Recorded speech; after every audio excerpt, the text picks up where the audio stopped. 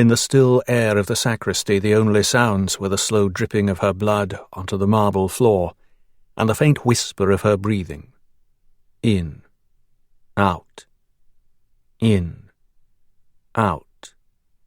Then a lengthy pause before the ragged rhythm began again. She was nearly gone. It had been a messy business. She'd bled a lot, which was to be expected, although it still made him uncomfortable. But what else could he have done? When there wasn't time to unpick a person mentally, to grind them down, then you had to use pain and terror, even if it wasn't necessarily the most professional or even the most effective approach. He'd hoped he could shock her into submission, but in the end she'd simply outlasted the time he'd had available. It was a shame.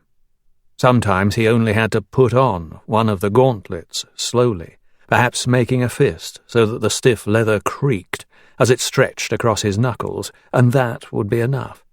They'd start gabbling so fast, the only problem was having a typist quick enough to keep up with them. He preferred it that way, of course. They were more pleasant, the straightforward interrogations. But for every gabbling goose there was a rock, and the girl had been of the granite variety. Everything he'd tried had failed. If he'd had more time, maybe he would have succeeded, but he'd only had these 2 hours. 2 hours for a mind like that? Strong, closed tight like a metal box. It wasn't enough. They wouldn't be happy. But what did they expect? He'd warned them, after all. If he could have softened her up first, no sleep for a few days, a hot cell, a freezing cell, complete darkness, complete silence, well, then he could have made some progress. With time and the right tools, he could have found out things from her she didn't even know she knew herself. Instead, he'd had nothing to work with, really. Just his leather apron, his gauntlets, and a couple of hours in the back of some church. He didn't like that, either. It was sanctioned, of course, at the highest levels, they'd said. But even so, he was disturbed. The situation would be difficult to explain, particularly now with her blood pooling underneath the altar. Anyone coming in off the street would think he was a madman. Her breathing slowed again, and he looked down at his evening's work. Her eyes, 2 huge black pupils, surrounded by a narrow halo of gold-flecked almond, had accepted what was happening to her, and the light was slowly dimming in them. He looked for fear, but there was none. It often happened that way. At a certain point they went past fear, and even pain, and it was the devil's own job to bring them back. He leaned in closer, wondering if one of these days he might catch a glimpse of the next world through eyes such as hers. He searched, but there was nothing. Her gaze was fixed on the ceiling above them, and that was all.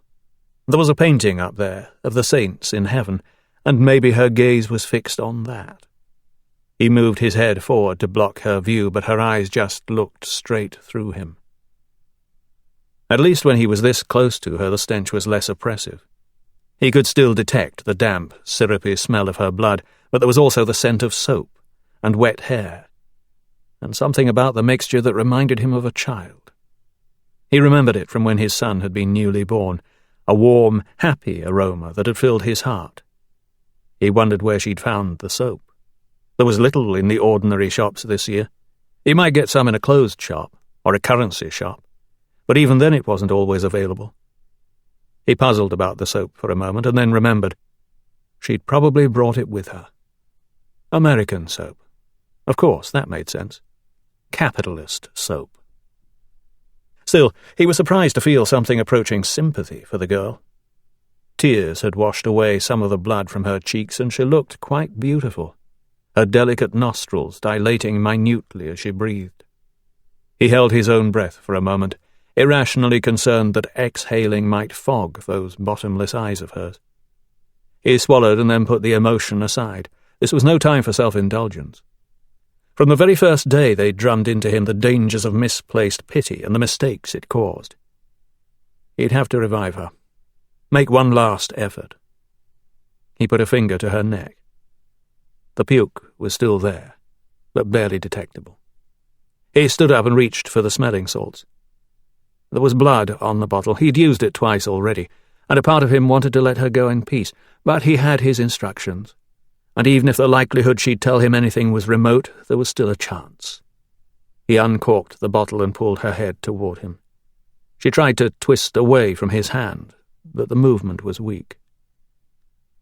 There seemed to be no change at first, but when he turned to put the bottle back in his bag, her eyes followed him, and, what was more, she seemed to be trying to speak.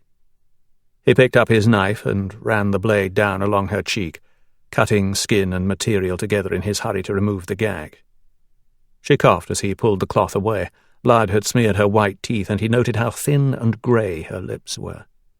Her breathing had quickened with the effort, but now she calmed a little, swallowed and focused on him. He leaned slightly to the side to hear what she might say, without breaking eye contact, and she whispered something indistinct.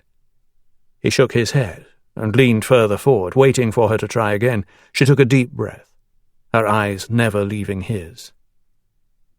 "I forgive you," she said. And it was almost as if he amused her.